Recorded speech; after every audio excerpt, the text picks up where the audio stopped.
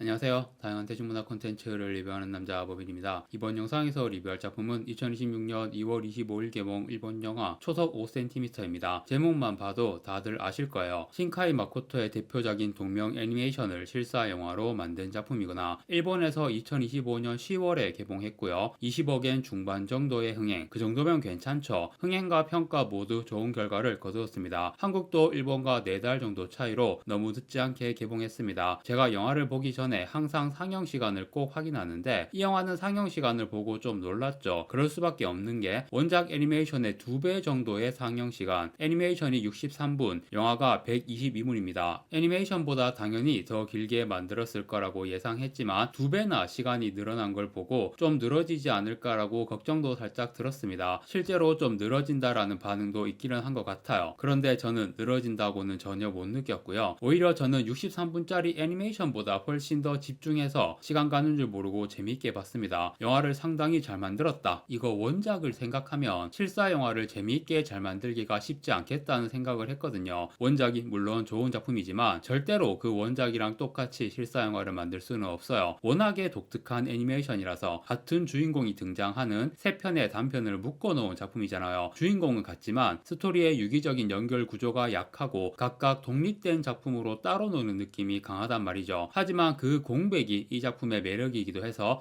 공백이면서 그게 뭐 일종의 여백의 미인 거죠. 물론 소설이나 코믹스판도 나와서 어느 정도 스토리의 공백을 메우기는 했지만 그런 비어있는 부분에 대해 여러 가지 상상도 하면서 감상에 빠지는 게 이 작품을 즐기는 맛이거든요. 그래도 실사 영화로 만든다면 원작 같은 공백을 남기는 건 선택지가 아니라고 할 수 있고요. 일단 원작의 상영 시간이 너무 짧아서 시간을 늘리기 위해 뭐라도 채워 넣어야 됩니다. 그것도 어설프게 채워 넣으면 안 되고 원작에서 스토리의 유기적인 연결 구조가 약했던 걸 확실히 보완하는 방향으로, 그게 좀 쉽지 않은 작업으로 느껴졌고, 그리고 악명 높은 원작의 엔딩, 그 엔딩 때문에 멘붕했다는 후기들이 많잖아요. 그래서 원작과 정반대의 엔딩을 보여주는 것도 실사 영화에서 가능한 선택지이긴 하죠. 실제로 영화를 보다 보면 어라? 이거 원작이랑 다른 결말이 나올 수도 있겠는데? 그런 생각이 드는 구간이 있거든요. 살짝 그런 생각이 들긴 했는데 왜인지 설명하기는 어렵지만 갑자기 영화를 보다가 아니야, 그럴 리가 없어 라고 확신이 들더라고요. 원작과 정반대의 엔딩? 절대 그렇게 할 수는 없을 거야. 그런 확신이 딱 들었습니다. 저는 이 영화가 너무 재밌고 너무 잘 만든 영화라고 생각하는데 CGV 에그 지수가 생각보다 높지 않더라고요. 원작과 마찬가지로 이 영화도 엔딩에 대한 불만 때문에 점수를 낮게 주는 관객이 있는 건가 생각을 했어요. 원작이랑 다른 결말이 나올 수도 있겠는데? 라는 생각이 드는 구간이 있다고 했잖아요. 그래놓고 결국 원작이랑 같은 엔딩이니까 이게 더 킹받아. 놀리는 것도 아니고 뭔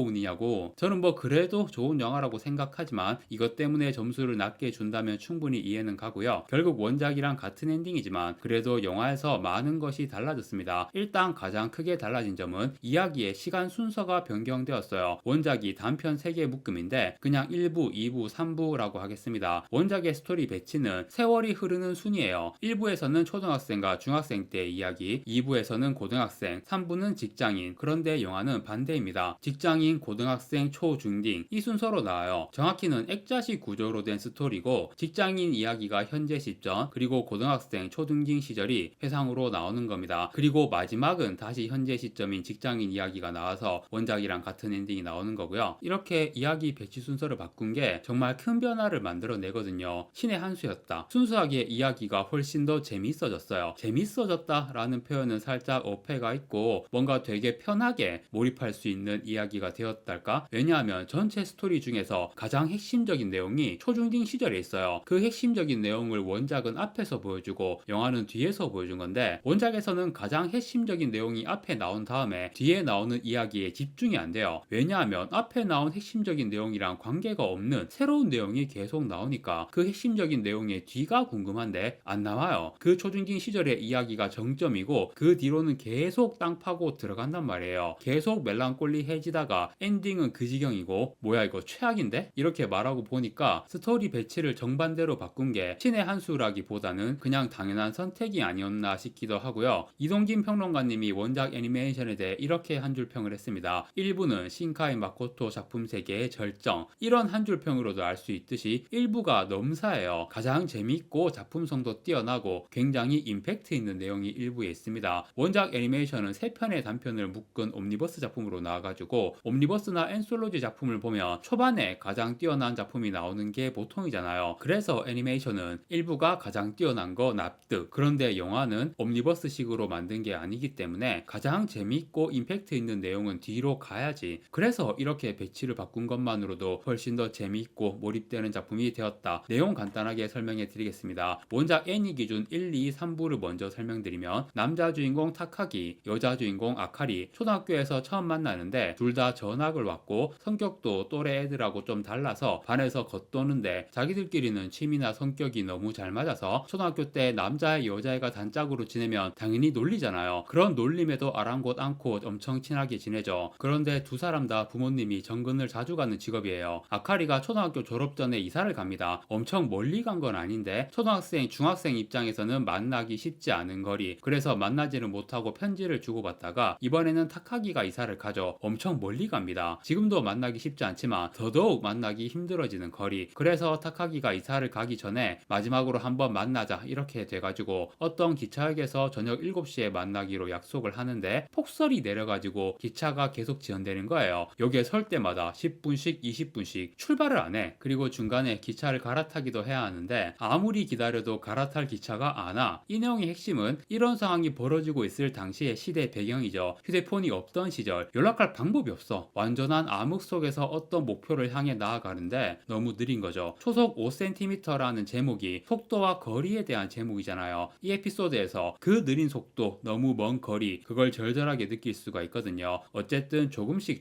아카리를 향해 갑니다. 그러다가 결국 한 11시쯤 돼서 도착을 했어요. 너무 늦었는데 아카리가 딱 기다리고 있는 거야. 그 감동, 그 임팩트, 이게 참 좋은 겁니다. 풋풋한 중딩의 연애. 아무튼 원래는 7시에 만나서 마지막 열차 타고 돌아올 계획이었는데 이제 돌아갈 열차가 없어서 아침까지 함께 있게 되죠. 중학생도 발랑 까졌다고요? 그런 애들도 있겠지만 얘네들은 건전하게 키스만 하고 아침에 헤어집니다. 이 두 사람은 서로가 서로에게 가장 이상적인 짝이었고 약속 시간보다 4시간이나 늦어지는 그 시련을 극복하고 만나서 아침까지 함께 보내고 키스까지 했던 아마 첫 키스겠죠? 아무튼 그렇게 함께 보낸 시간이 인생의 연애 모먼트 중에서 정점인 거죠. 나중에 누구를 만나더라도 이 순간을 넘기기가 쉽지 않은 사실상 마지막 만남이기도 했으니까. 2부에서 타카기는 어떤 섬에 살고 있습니다. 고등학교 3학년이고요. 2부는 타카기가 주인공이라기보다는 타카기를 좋아하는 여학생 스미다 카나이라는 이름의 여학생이 주인공이라고 할 수 있습니다. 둘이 자주 붙어 다니고 친한데 카나이는 고백을 하려고 하지만 끝내 못하거든요. 타카기의 마음이 다른 누군가를 향하고 있다는 걸 눈치를 챈 거예요. 2부에서 핵심 장면은 카나이가 고백을 하겠다고 결심했는데 결국 못하고 엉엉 울어요. 그래서 타카기가 왜 울어? 라고 물어봤을 때 얘네가 살던 섬이 우주선 발사대가 있는 섬이라서 딱 그 순간에 뒤로 우주선이 발사되는 모습이 나오는데 1부 정도는 아니지만 2부에도 이런 임팩트 있는 장면이 있습니다. 영화에서도 이렇게 임팩트 있는 장면들을 정말 잘 살렸고요. 그리고 우주 관련된 내용을 영화에 추가로 많이 넣었거든요. 특히 보이저 1호, 2호에 대한 내용을 자세하게 넣어서 닿을 수 없는 먼 곳을 향해 암흑을 헤치며 끝없이 나아가는 우주선을 우리 인생에 대한 메타포로 제시해주고 있는 내용이고요. 해석하기에 따라서는 되게 절망적이기도 하고 반대로 희망적이기도 한 그런 메타포예요. 우리 인생도 그렇고 아카리를 향한 타카기의 마음도 그렇고 그렇기 때문에 영화가 원작과 같은 결말인데도 전혀 다른 새로운 느낌을 주는 거거든요. 그런데 이것 때문에 더 빡친다는 반응도 있는 것 같아요. 결국은 여전히 외로운데 왜 이렇게 희망적인 분위기를 엔딩에서 보여주냐고. 3부의 직장인 스토리는 시작하자마자 아카리가 남자친구와 결혼할 거라는 내용이 나옵니다. 그리고 그 남자친구가 타카기가 아니라는 사실도 분명히 나오고요. 타카기는 여전히 땅 파면서 살고 있거든요. 아카리와 곧 결혼할 남자라면 저러고 있지 않지. 결국 타카기는 닿을 수 없는 무언가를 향해 계속 암흑 속을 헤쳐나가고 있는 상황에 지쳐서 다니던 회사를 그만둬 버리고요. 기차 건널목에서 타카기와 아카리가 스쳐 지나가게 되거든요. 건널목을 다 지나간 다음에 둘 다 뒤를 돌아보는데 그 순간 기차가 지나가고 다 지나가니까 반대쪽에서 또 지나가고 등장하고 그렇게 기차 2대가 지나가는 긴 시간 후에 이미 아카리는 사라지고 없어요. 이 장면이 나온 시점이 아카리가 이미 결혼을 한 시점이라고 하더라고요. 그리고 아카리가 사라진 걸 보고 타카기가 돌아서면서 웃는 표정을 지으면서 끝나는데 그 웃는 표정을 통해서 타카기는 더 이상 과거에 집착하지 않고 앞을 보고 나아갈 것이다 라는 미래를 암시하는 거였대요. 그런데 그런 미래의 희망보다는 시궁창 멘붕 엔딩으로만 보여서 많은 불평의 반응이 쏟아졌죠. 하지만 영화에서는 일단 에피소드의 배치를 바꾼 것 때문에 원작처럼 초반에 나온 그 임팩트 후에 계속 땅 파고 들어가는 그 분위기가 아니라서 타카기의 직장생활 그리고 고등학교 시절 이야기들에 온전하게 집중을 하게 되고요. 그리고 고등학교 시절에 타카기를 짝사랑하는 여학생 카나에한테 언니가 있었거든요. 원작에도 이 캐릭터가 나오긴 하지만 비중은 거의 없어요. 그런데 영화에서는 굉장히 비중이 커졌습니다. 고등학교 시절뿐 아니고 직장인 시절까지도 등장을 해요. 배우도 무려 미야자키 아오이. 이 캐릭터가 아카리, 타카기 둘 다 하고 아는 사이로 나와가지고 물론 아카리와 타카기가 서로 아는 사이인 건 모르고 있고요. 그래서 이 캐릭터를 통해 아카리와 타카기가 다시 만날 수도 있을 것 같은 그런 상황도 나오고 원작에 없는 영화에 추가된 내용은 대부분 직장인 시절 이야기인데 아카리와 타카기가 만날 뻔하다가 엇갈리는 그런 상황들이 굉장히 많이 나옵니다. 그리고 우주 관련해서 추가된 내용 중에 두 사람이 초등학교 시절에 무슨 소행성이 미래의 지구에